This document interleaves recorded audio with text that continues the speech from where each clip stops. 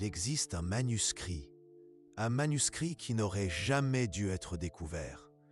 Un texte qui réécrit tout ce que vous croyez savoir sur la fin des temps.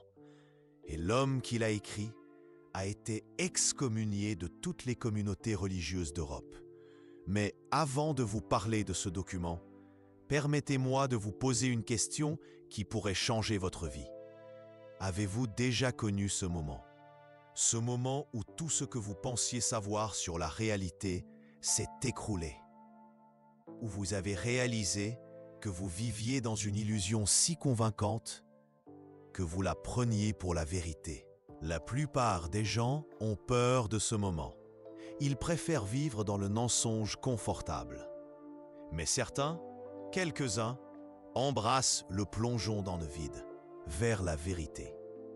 Baruch Spinoza était de ceux-là, un nom qui faisait trembler les rabbins, le philosophe qui osa affirmer que Dieu n'était pas celui que nous pensions. Mais voici ce que presque personne ne sait. Il ne s'est pas arrêté là. Dans ses derniers jours, consumé par la maladie qui allait l'emporter à 44 ans, Spinoza écrivit quelque chose qui fit paraître ses autres œuvres comme des écrits prudents. Un texte si radical, si transformateur, que 3 siècles plus tard, nous n'osons toujours pas le publier entièrement. Un manuscrit qui ne remet pas seulement en question nos croyances sur Dieu, mais qui révèle ce qui arrive lorsque l'on cesse de croire en Dieu et que l'on commence à reconnaître que l'on est Dieu. Et cela, il a laissé quelque chose de bien plus dangereux que ses œuvres publiées. Un manuscrit, caché, censuré pendant 3 siècles. Et lorsque vous découvrirez ce qui est écrit dans ces pages, votre vision de l'Apocalypse ne sera plus jamais la même. Respirez profondément, car nous allons pénétrer en territoire interdit. L'année était 1677. Amsterdam vibrait du parfum des épices et du bruit des marchands. Mais dans une petite maison du quartier Vloyenburg, un homme de 44 ans seulement était en train de mourir.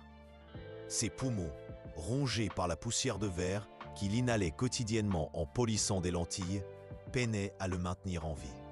Spinoza savait qu'il lui restait peu de jours. Et il savait aussi qu'il détenait un secret qui pouvait ébranler les fondements de toutes les religions occidentales. Vous devez comprendre, ce n'était pas un homme ordinaire face à la mort. C'était quelqu'un qui avait passé 20 ans dans une réclusion intellectuelle complète. 20 ans à penser des pensées qu'aucun être humain, avant lui, n'avait osé penser. 20 ans à découvrir des vérités si dangereuses qu'il ne se fiait même pas à les publier de son vivant. Et maintenant, avec la mort qui s'approchait comme une ombre inéluctable, il fit un choix qui allait changer le cours de l'histoire spirituelle de l'humanité. Dans ces dernières semaines, il écrivit avec fureur, page après page, d'un texte qui ne serait jamais publié de son vivant. Un texte sur la véritable nature de ce que nous appelons l'Apocalypse. Mais voici ce qui est le plus troublant. Les personnes qui s'occupaient de lui dans ces derniers jours ont rapporté quelque chose d'étrange. Spinoza, qui avait toujours été réservé et mélancolique, était étrangement serein, presque radieux, comme si la proximité de la mort lui avait révélé quelque chose qui le remplissait d'une joie incompréhensible. Et lorsque vous découvrirez ce qu'il a écrit dans ces pages finales, vous comprendrez pourquoi. Avez-vous déjà réfléchi à ce que ce mot signifie réellement? La plupart des gens pensent à la destruction, au feu, au chaos, à la fin de tout. Hollywood nous a conditionnés à imaginer des explosions, des météores, des zombies, des invasions extraterrestres. Mais Spinoza a découvert quelque chose que les traducteurs ont caché pendant des siècles. Quelque chose qui change complètement notre compréhension de ce qui est réellement prophétisé pour l'humanité. Le mot grec original apocalypsis ne signifie pas destruction.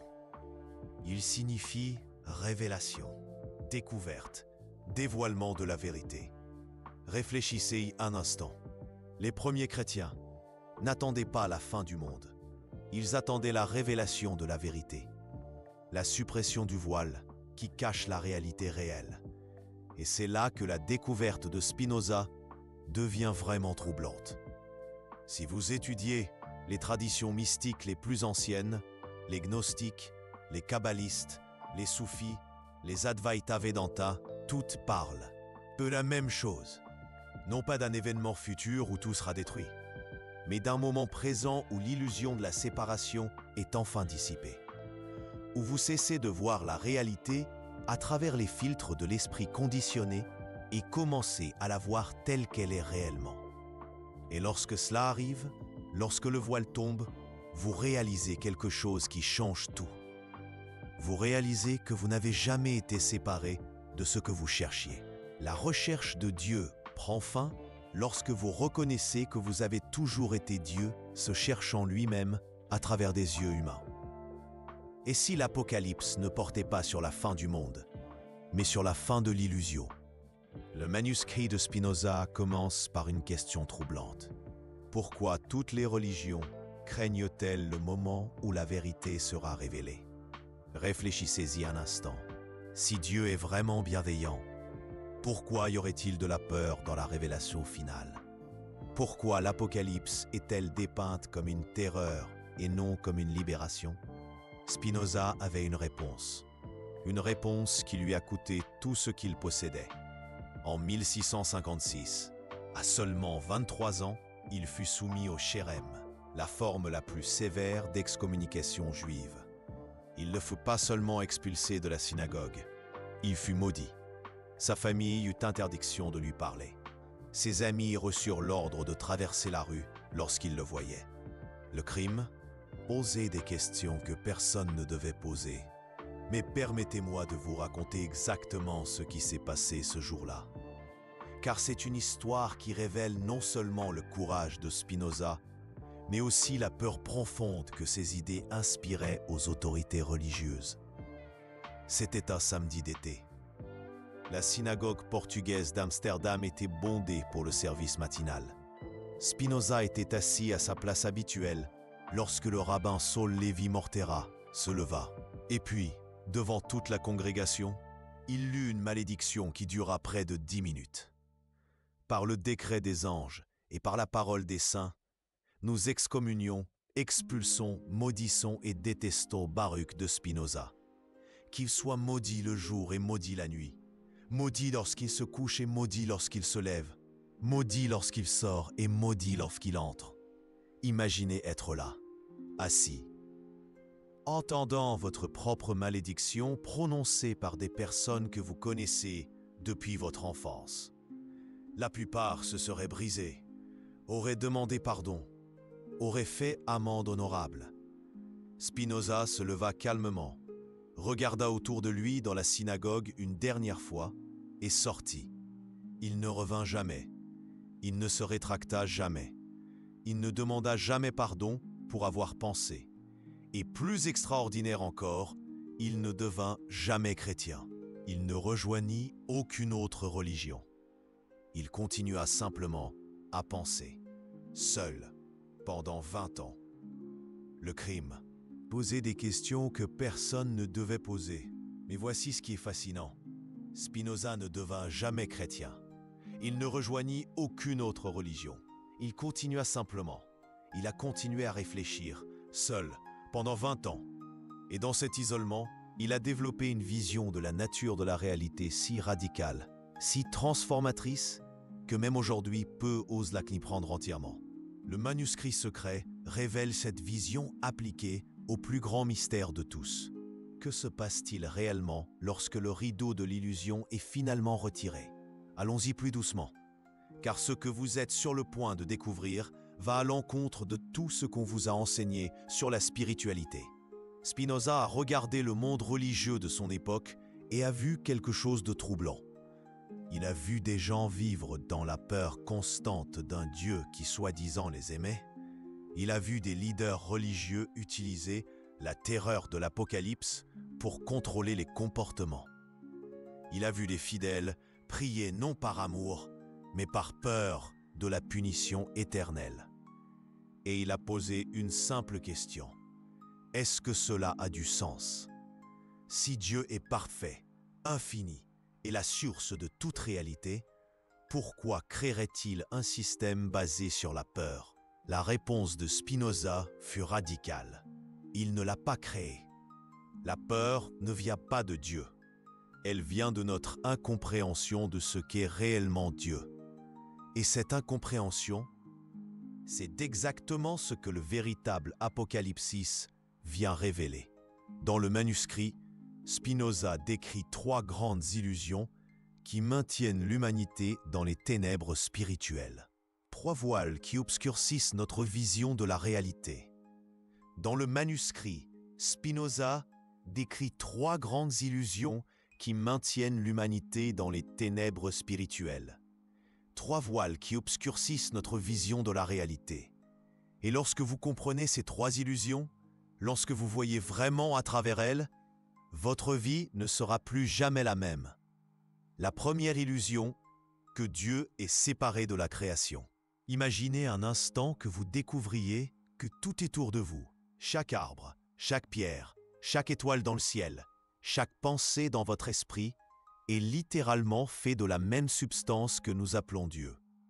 Non pas que Dieu habite ces choses, mais que ces choses sont littéralement Dieu, exprimées de manière infiniment différente. Pensez à une vague dans l'océan.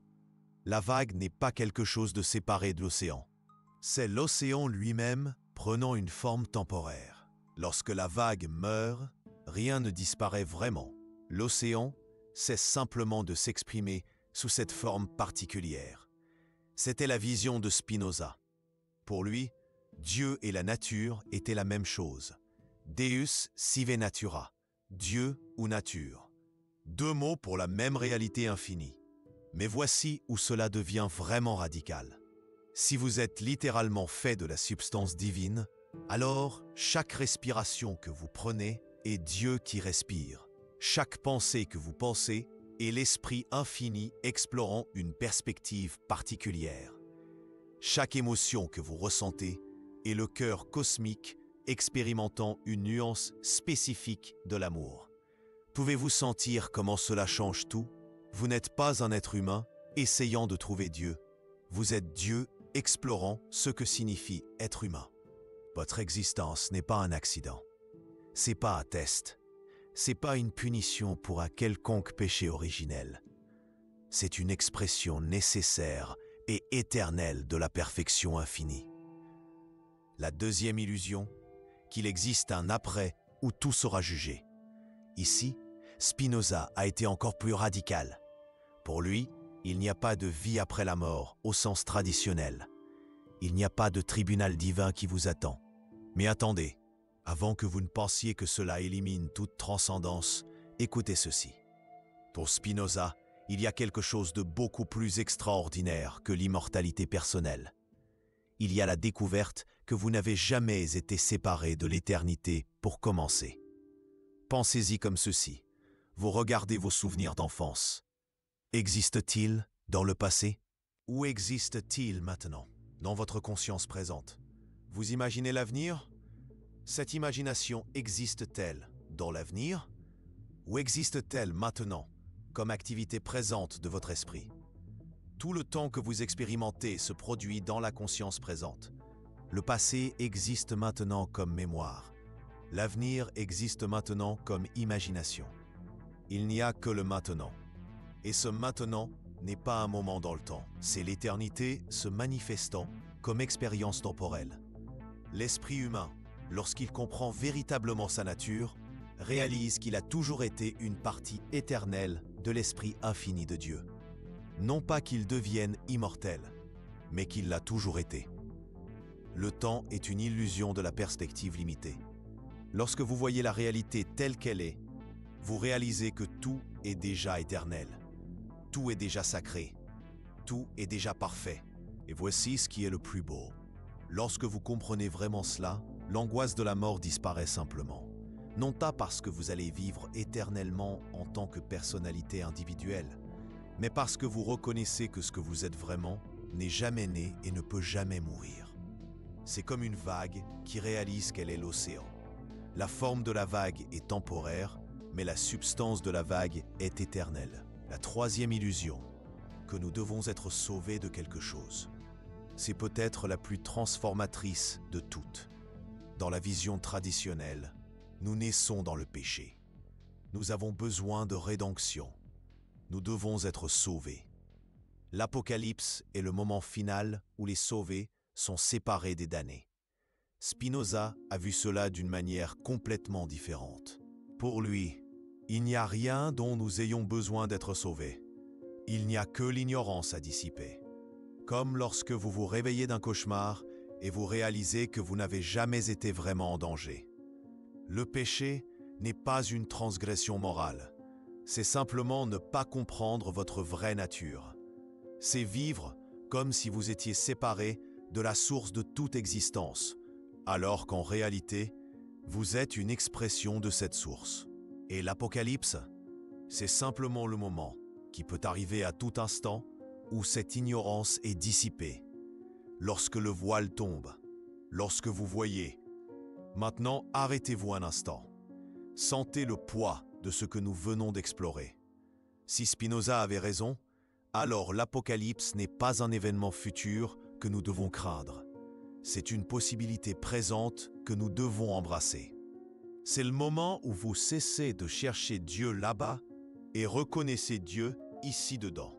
C'est le moment où vous cessez d'attendre l'éternité et reconnaissez que vous y vivez déjà. C'est le moment où vous cessez d'essayer de vous sauver et vous rendez compte que vous n'avez jamais eu besoin de salut. Mais voici la question à laquelle Spinoza a été confronté et à laquelle vous devez également faire face. Si c'est vrai, pourquoi est-ce si difficile à accepter? Pourquoi notre esprit résiste-t-il à cette vision? Pourquoi préférons-nous vivre dans l'illusion de la séparation plutôt qu'embrasser la réalité de l'unité? Si c'est vrai, pourquoi est-ce si difficile à accepter? Pourquoi notre esprit résiste-t-il à cette vision? Pourquoi préférons-nous vivre dans l'illusion de la séparation plutôt qu'embrasser la réalité de l'unité? La réponse réside dans ce que Spinoza a appelé la servitude émotionnelle. Et ici, il a montré une compréhension de la psychologie humaine qui avait des siècles d'avance sur son temps. Nous naissons dans un monde qui nous apprend à nous identifier à nos peurs, nos désirs, nos émotions passagères. Nous avons appris à croire que nous sommes petits, limités, vulnérables. Et plus nous croyons cela, plus nous créons une réalité qui semble confirmer cette croyance. Pensez à la manière dont cela fonctionne. Vous croyez être séparé de Dieu. Cela engendre la peur. La peur engendre le besoin de contrôle. Le besoin de contrôle engendre le conflit. Le conflit confirme la séparation et le cycle se perpétue. Nous vivons comme des mendiants ayant hérité d'un royaume, mais ayant oublié qui nous sommes réellement. Spinoza a perçu ce schéma avec une clarté cristalline et il a compris quelque chose de fondamental. Ce ne sont pas les circonstances extérieures qui nous font souffrir. C'est notre ignorance de notre véritable nature. Lorsque vous reconnaissez que vous êtes une expression de la perfection infinie, comment pouvez-vous vous sentir inadéquat? Lorsque vous comprenez que vous êtes éternel, comment pouvez-vous craindre la mort? Lorsque vous voyez que vous êtes connecté à tout, comment pouvez-vous vous sentir seul? Le manuscrit décrit ce processus dans des détails douloureux. Il montre comment nos passions nous aveuglent à notre nature divine, comment nos peurs nous emprisonnent dans des cycles de souffrance inutiles.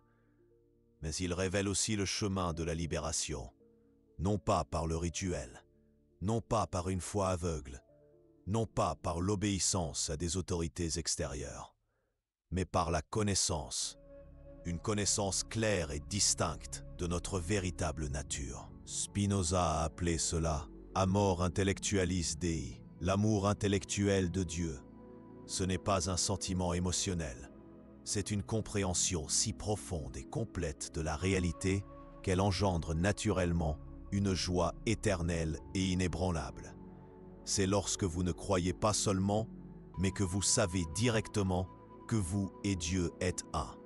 C'est lorsque vous n'attendez pas seulement l'Apocalypse, mais que vous y vivez constamment.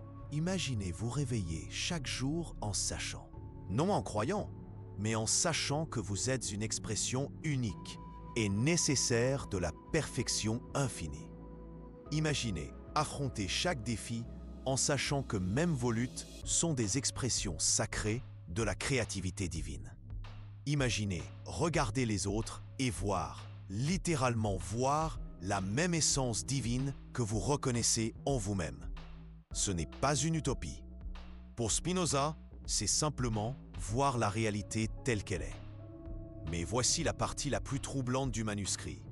Spinoza a compris que la plupart des gens ne connaîtront jamais cette révélation. Non pas parce qu'ils n'en sont pas capables, mais parce qu'ils ne le veulent pas. Illusion de la séparation, aussi douloureuse soit-elle, offre quelque chose que la vérité n'offre pas. La sensation d'être spécial, unique, important d'une manière qui exclut les autres. L'ego aime se sentir choisi. Il aime croire que certains sont sauvés et d'autres condamnés. Il aime diviser le monde en nous contre eux. La vérité de Spinoza dissout toutes ces distinctions. Si tout est une expression de Dieu, alors personne n'est plus spécial que personne. Personne n'est plus saint. Personne n'est plus condamné. C'est libérateur, mais aussi terrifiant pour ceux qui ont construit leur identité en se sentant supérieurs ou inférieurs aux autres. Et voici que nous arrivons au cœur du mystère que le manuscrit révèle. Le véritable apocalypse n'est pas un événement qui arrive à l'humanité. C'est un événement qui se produit dans la conscience individuelle. C'est profondément personnel et profondément solitaire. Car lorsque vous voyez vraiment la vérité sur la nature de la réalité, vous comprenez que vous ne pouvez convaincre personne d'autre. Chaque personne doit parvenir à cette révélation par elle-même, en son propre temps, par son propre effort de compréhension.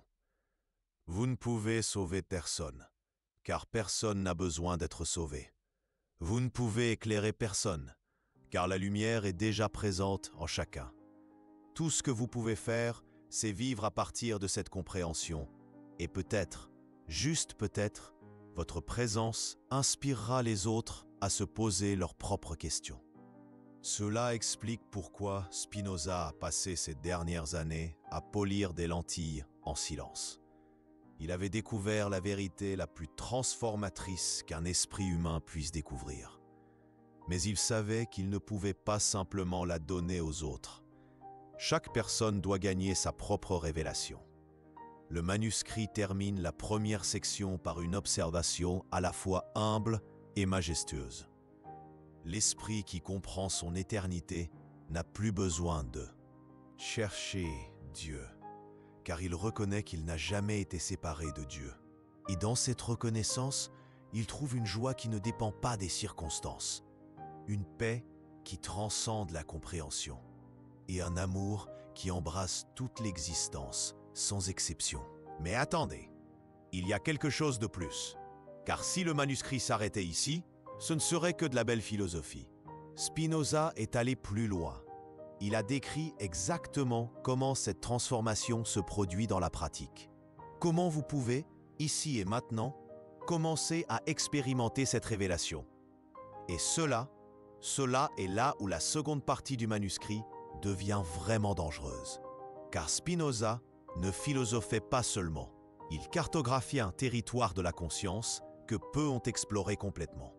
Le manuscrit révèle qu'il a développé une série de pratiques. Pas des rituels religieux, pas des méditations traditionnelles, quelque chose de complètement différent. Des exercices mentaux qui dissolvent l'illusion de la séparation de manière directe et immédiate. Et lorsque vous les expérimentez, lorsque vous les appliquez vraiment, votre réalité commence à changer de manière que vous n'auriez jamais imaginé possible. Mais d'abord, laissez-moi vous raconter quelque chose qui a presque fait que j'arrête d'étudier ce manuscrit.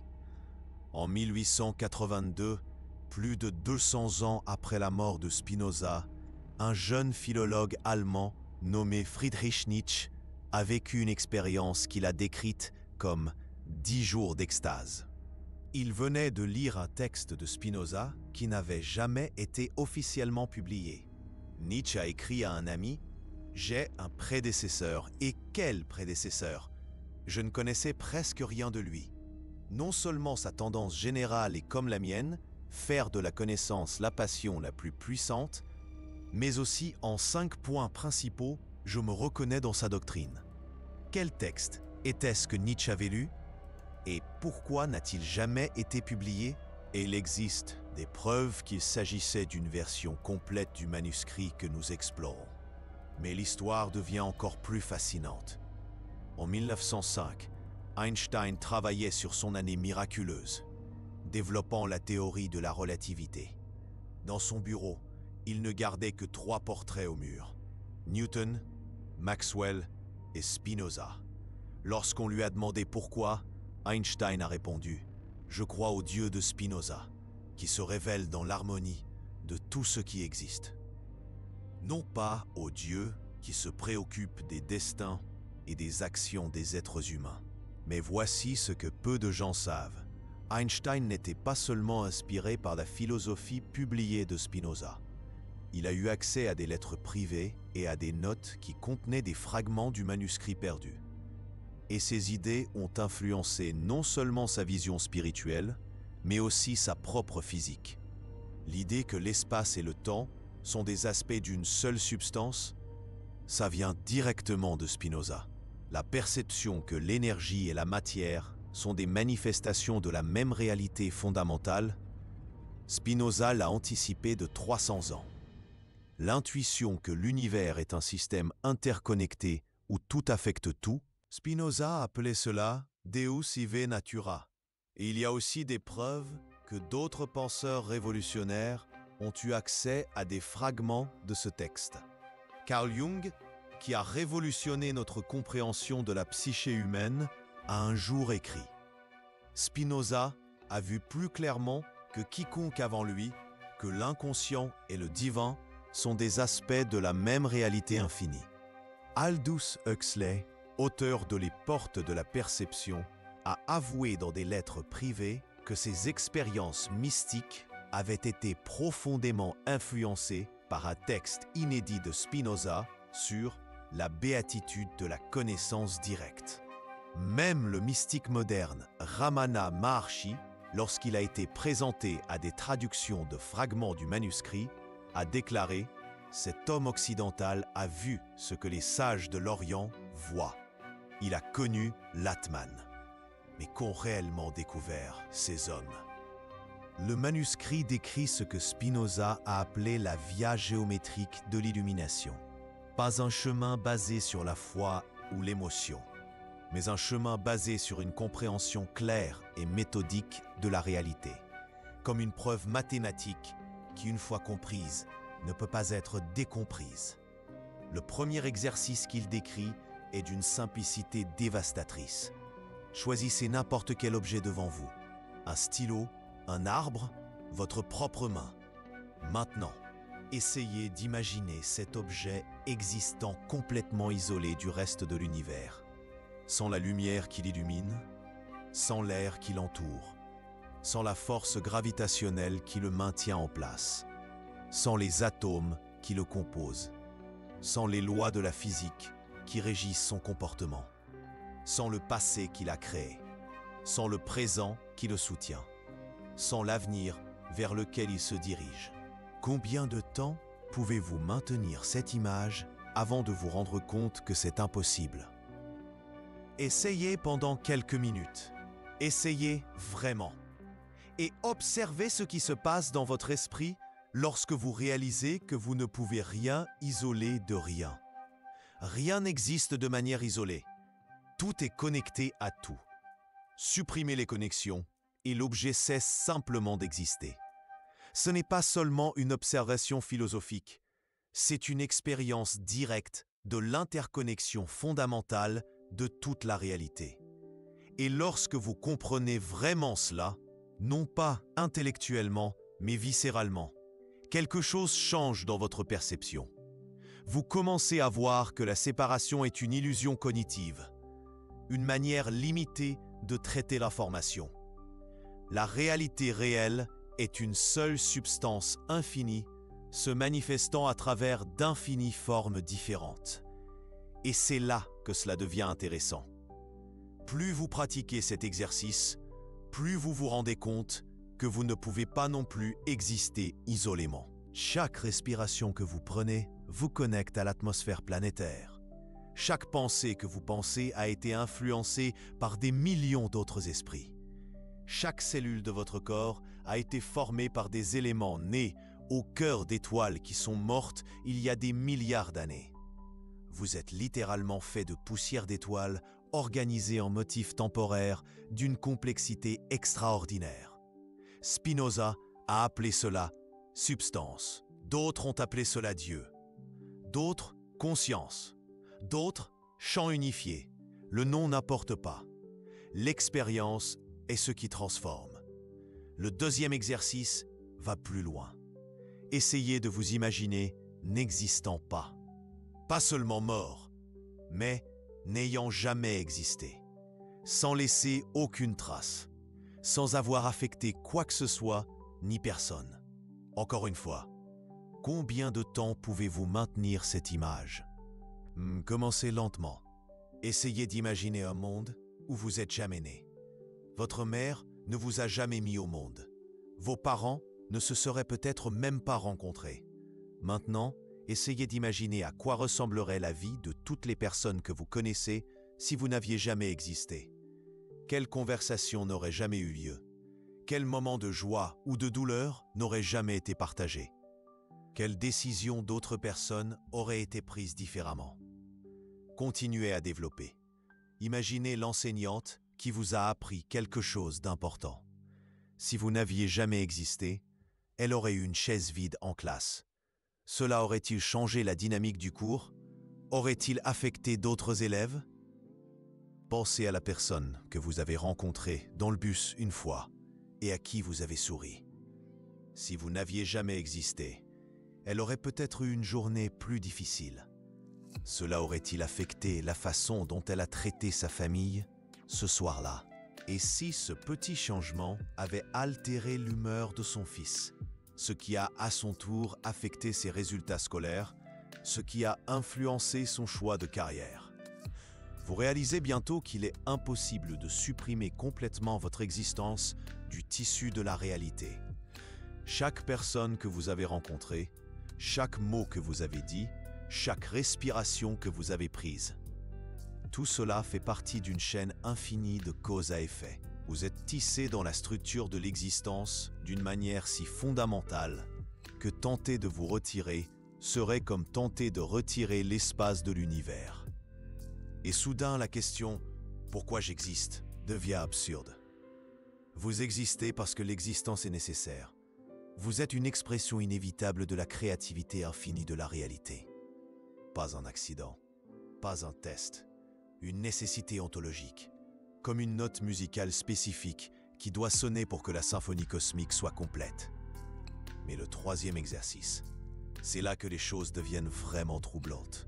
Spinoza vous demande d'observer vos propres pensées avec la même objectivité que vous observeriez des nuages dans le ciel, sans vous identifier à elles, sans les juger, en observant simplement. Et puis, il pose une question qui peut changer votre vie. Qui observe les pensées?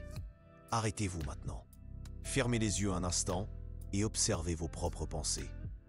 Vous penserez peut-être « J'essaie d'observer mes pensées ». D'accord. Qui a remarqué que vous avez eu cette pensée? Vous penserez peut-être maintenant « C'est étrange ». Qui est conscient que vous avez trouvé cela étrange? Votre esprit commencera peut-être à courir. Je ne comprends pas. Ça n'a pas de sens. Où est-ce que ça va? Qui observe cette conversation mentale? Si vous êtes vos pensées, comment pouvez-vous les observer simultanément? Si vos pensées sont vous, qui est cette présence qui en est consciente? Ici, beaucoup de gens s'arrêtent, car cette question mène à un territoire que l'ego ne veut pas explorer. La découverte qu'il existe une conscience derrière les pensées, une présence qui est antérieure à toutes les identifications personnelles. Et voici ce qui est vraiment troublant. Lorsque vous trouvez cette présence, Cette conscience qui observe sans jugement. Vous vous rendez compte qu'elle n'a pas d'histoire personnelle. Elle n'a pas de nom, pas d'âge, pas de genre, pas de nationalité, pas de croyance. Elle est simplement. Et c'est cette présence qui a été présente tout au long de votre vie. Lorsque vous aviez 5 ans, cette même conscience observait le monde à travers vos yeux. Lorsque vous serez très âgé, si vous vivez jusqu'à ce jour, ce sera cette même présence qui observera. Vos pensées ont changé des millions de fois. Vos émotions ont constamment fluctué. Votre corps a été entièrement transformé à plusieurs reprises. Mais cette présence, celle-ci, est restée inchangée. Et cette présence, c'est ce que Spinoza a identifié comme étant notre véritable nature. Pas la personnalité, pas les souvenirs, pas les émotions, pas les croyances, mais la conscience pure, consciente de toutes ces choses. Et lorsque vous établissez un contact direct avec cette conscience, quelque chose d'extraordinaire se produit. Vous réalisez que c'est la même conscience qui regarde à travers tous les yeux, la même présence qui anime toutes les formes de vie, la même infinitude qui s'exprime dans chaque particule de l'univers. Ce n'est pas une croyance, c'est une expérience directe. Et c'est à ce moment-là que la véritable apocalypsis a lieu. Non pas comme un événement extérieur, mais comme une reconnaissance intérieure. Là, révélation que vous n'avez jamais été celui que vous pensiez être. Maintenant, je dois vous avertir de quelque chose. Le manuscrit de Spinoza documente également les dangers de ce voyage.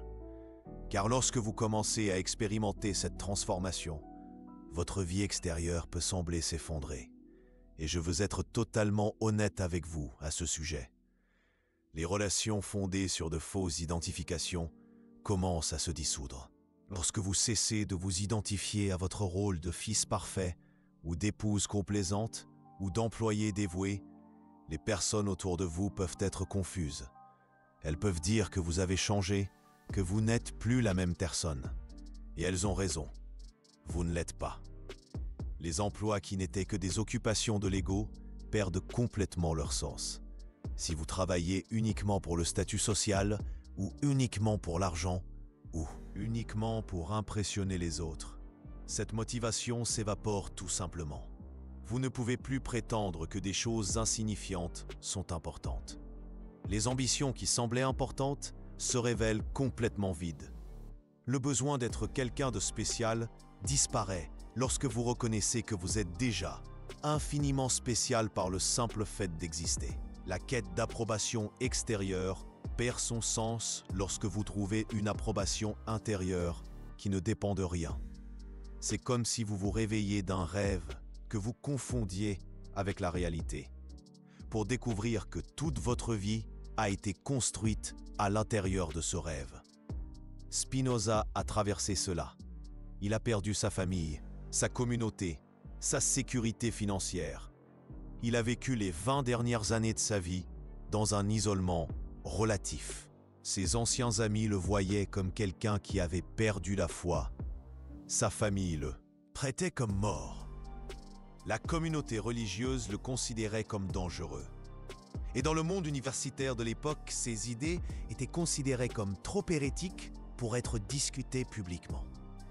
Il est devenu, selon les mots d'un contemporain, l'homme le plus solitaire d'Europe. Mais il a aussi trouvé quelque chose qui a compensé toutes ses pertes. Une joie qui ne dépendait pas des circonstances extérieures. Une paix qui transcendait toute turbulence émotionnelle. Un amour qui embrassait toute l'existence sans exception. Et voici ce qui est le plus fascinant. Ces qualités n'étaient pas quelque chose qu'il avait atteint par l'effort. C'étaient des aspects de sa véritable nature qui ont toujours été présents, mais qui avaient été obscurcis par les fausses identifications. Le manuscrit décrit cette expérience comme une béatitude. Pas le bonheur qui va et vient, mais une béatitude éternelle. Et voici ce qui est le plus fascinant. Il a découvert que cette béatitude n'était pas quelque chose qu'il avait atteint. C'était quelque chose qui a toujours été présent, mais qui avait été obscurci par les fausses identifications. Comme le soleil qui brille toujours, mais qui est parfois recouvert de nuages. Les nuages passent, le soleil demeure. Les identifications de l'ego passent, la conscience demeure. Et lorsque vous reconnaissez que vous êtes la conscience et non des nuages qui passent, vous trouvez une stabilité que rien ne peut ébranler. Mais voici la partie qui m'impressionne le plus dans le manuscrit. Spinoza a réalisé que cette transformation n'était pas la fin du voyage humain. C'était seulement le commencement. Car lorsque vous vous réveillez à votre véritable nature, vous ne devenez pas passif ou désengagé du monde. Vous devenez un agent plus efficace de transformation. Non plus motivé par la peur, le manque ou l'ego, mais animé par une intelligence compatissante qui voit clairement ce qui doit être fait. Vous cessez d'essayer de changer le monde à partir de la frustration de ce qui ne va pas. Et vous commencez à exprimer dans le monde ce que vous reconnaissez comme étant éternellement juste. La différence est subtile, mais révolutionnaire. Dans le premier cas, vous luttez contre des illusions. Dans le second, vous exprimez des vérités. Dans le premier cas, vous essayez de réparer ce que vous percevez comme brisé. Dans le second, vous révélez la perfection qui a toujours été présente. Le manuscrit décrit les personnes qui ont traversé cette transformation comme des philosophes de l'éternel, non pas parce qu'ils connaissent toutes les réponses, mais parce qu'ils vivent à partir de la question la plus fondamentale. Comment puis-je exprimer plus clairement ma nature divine à travers cette forme humaine? Et lorsque vous vivez à partir de cette question, votre vie devient une réponse. Chaque action devient une expression de la sagesse infinie. Chaque parole devient un véhicule de vérité. Chaque relation devient une occasion de reconnaître et de célébrer la divinité dans toutes les formes. Cela ne signifie pas que vous devenez parfait au sens conventionnel. Cela signifie que vous cessez de juger les imperfections comme des problèmes qui doivent être éliminés et vous commencez à les voir comme des expressions de la créativité infinie, explorant toutes les possibilités. Même la souffrance devient sacrée. Non pas parce qu'il est bon de souffrir, mais parce que même la souffrance est une forme que la conscience prend pour se connaître plus complètement. Ici, beaucoup de gens se demandent, mais cela ne conduit-il pas au fatalisme? Si tout est parfait tel qu'il est, pourquoi essayer de changer quoi que ce soit? Spinoza a répondu à cette question de manière géniale. Il a dit qu'essayer de changer les choses fait également partie de la perfection. L'impulsion pour grandir, s'améliorer, évoluer. Cela aussi est une expression de la créativité divine. La différence est que maintenant, vous essayez de changer les choses, non pas parce que quelque chose est faux, mais parce que le changement et la croissance sont des aspects naturels de la vie. Comme un arbre qui ne pousse pas parce que quelque chose ne va pas chez lui, mais parce que pousser est sa nature. Et lorsque vous vivez à partir de cette compréhension, vos actions deviennent beaucoup plus efficaces. Parce qu'elles ne sont plus contaminées par l'angoisse que quelque chose de terrible va arriver si vous n'arrivez pas à changer les choses. Vous agissez à partir de la clarté et non de la peur, à partir de la sagesse, non de l'urgence, à partir de l'amour, non du besoin. Et paradoxalement, ces actions possèdent un pouvoir transformateur bien plus grand. Le manuscrit antique documente que Spinoza a directement expérimenté cela. Malgré son excommunication et son isolement, ses idées se sont répandues silencieusement, influençant pratiquement toute la pensée occidentale qui l'a suivie. Kant, Hegel, Schopenhauer, Nietzsche, Einstein, tous ont reconnu que Spinoza avait perçu quelque chose qui a changé à jamais notre manière de comprendre la réalité. Et le plus intéressant, c'est que beaucoup d'entre eux ont également rapporté des expériences de révélation en étudiant ces textes. Comme si les idées de Spinoza n'étaient pas seulement des concepts intellectuels, mais des cartes guidant la conscience vers la reconnaissance de sa véritable nature. Maintenant, permettez-moi de partager avec vous la partie la plus pratique du manuscrit, car si tout cela n'était que de la philosophie abstraite, ce serait intéressant, mais pas transformateur. Le génie de Spinoza a été de développer des exercices spécifiques que n'importe qui peut pratiquer pour accélérer cette transformation. Le 4e exercice qu'il décrit est particulièrement puissant. Pendant toute une journée, essayez de vivre comme si vous étiez une expression temporaire de la conscience infinie, explorant ce que signifie être un être humain.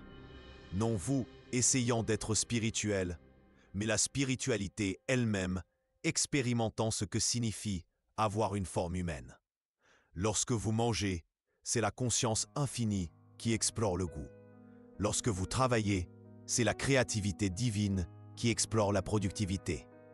Lorsque vous interagissez avec les autres, c'est l'amour universel qui explore l'intimité humaine. Lorsque vous ressentez la peur, c'est le courage lui-même qui explore ses limites. Le changement de perspective est subtil, mais profond. Au lieu d'être une personne limitée, essayant d'atteindre quelque chose de plus grand, vous êtes quelque chose d'infini, explorant ce que signifie être limité. Et curieusement, lorsque vous adoptez cette perspective, les limitations commencent à se dissoudre naturellement. Non pas parce que vous les combattez, mais parce que vous les transcendez par la compréhension. Le 5e exercice va encore plus loin.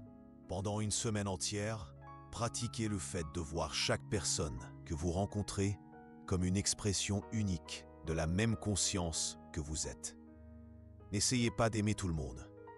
N'essayez pas de forcer des sentiments positifs. Reconnaissez simplement, avec la même objectivité avec laquelle vous reconnaissez que vous et une autre personne avez 2 yeux, que vous êtes tous deux des expressions de la même essence fondamentale, le mendiant. Dans la rue, même essence, forme différente. Le politicien que vous détestez, même essence, expression différente. La personne qui vous a blessé, même essence, expérience différente. Encore une fois, ce n'est pas un exercice émotionnel, c'est un exercice de perception claire. Et lorsque vous le pratiquez de manière constante, quelque chose d'extraordinaire se produit. Vous commencez à voir l'humanité comme un seul esprit infini, explorant des milliards de perspectives différentes, simultanément, comme un acteur cosmique, interprétant tous les rôles en même temps. Et vous réalisez que les conflits humains sont comme des disputes entre les personnages d'un rêve. Importants pour les personnages, mais vus d'un point de vue plus large. Ce sont des explorations de la créativité infinie. Cela ne vous rend pas indifférent à la souffrance. Au contraire, vous devenez plus compatissant car vous reconnaissez que toute souffrance est votre propre souffrance vue sous un angle différent. Et vous devenez plus efficace pour soulager la souffrance, car vos actions ne sont plus contaminées par l'illusion de la séparation. Le 6e exercice est peut-être le plus transformateur de tous. Spinoza vous demande de passer du temps à observer la nature avec la question suivante à l'esprit. Comment l'intelligence infinie s'exprime-t-elle à travers cette forme? Regardez un arbre et demandez-vous comment la sagesse cosmique se manifeste-t-elle comme un arbre? Observez un oiseau en train de voler et demandez-vous comment la créativité divine s'exprime-t-elle comme un vol? Sentez le vent sur votre peau et demandez-vous comment l'amour universel se manifeste-t-il comme une brise? Et ensuite, appliquez la même question à vous-même. Comment l'intelligence infinie s'exprime-t-elle à travers cette forme humaine que j'appelle moi? Lorsque vous pratiquez cela de manière constante, quelque chose de profond change dans votre relation avec votre propre corps, vos propres émotions, vos propres pensées. Vous cessez de les voir comme les vôtres, au sens possessif, et vous commencez à les voir comme des expressions temporaires de la créativité cosmique que vous avez le privilège d'expérimenter de près. Cela génère une profonde gratitude. Non pas la gratitude d'avoir reçu une vie, mais la gratitude d'être la vie elle-même, explorant ce que signifie être vous. Et avec cette gratitude vient une responsabilité naturelle. Si vous êtes une expression de la perfection infinie, alors votre responsabilité est d'exprimer cette perfection de la manière la plus claire possible. Non pas parce que vous le devez, mais parce que c'est votre nature. Comme une source qui jaillit naturellement de l'eau cristalline. Le manuscrit révèle que Spinoza voyait cette responsabilité comme la véritable éthique. Non pas des règles imposées extérieurement sur la façon dont vous devez vous comporter, mais l'expression naturelle de ce que vous êtes vraiment. Lorsque vous reconnaissez votre nature divine, les actions éthiques s'écoulent naturellement. Non pas parce que vous suivez des commandements, mais parce qu'exprimer l'amour, la compassion, la sagesse et la joie est simplement ce qui se produit lorsque vous êtes aligné avec votre véritable nature, comme un pommier qui produit naturellement des pommes. Et nous arrivons ici à la révélation finale du manuscrit, la partie qui explique pourquoi il n'a jamais été publié officiellement. Spinoza a réalisé que cette transformation, qu'il a appelée apocalypse individuelle, ne peut pas être institutionnalisée. Elle ne peut pas être transformée en religion organisée. Elle ne peut pas être codée en doctrine. Elle ne peut pas être monopolisée par les autorités spirituelles. Parce que c'est une expérience directe de la conscience reconnaissant sa propre nature.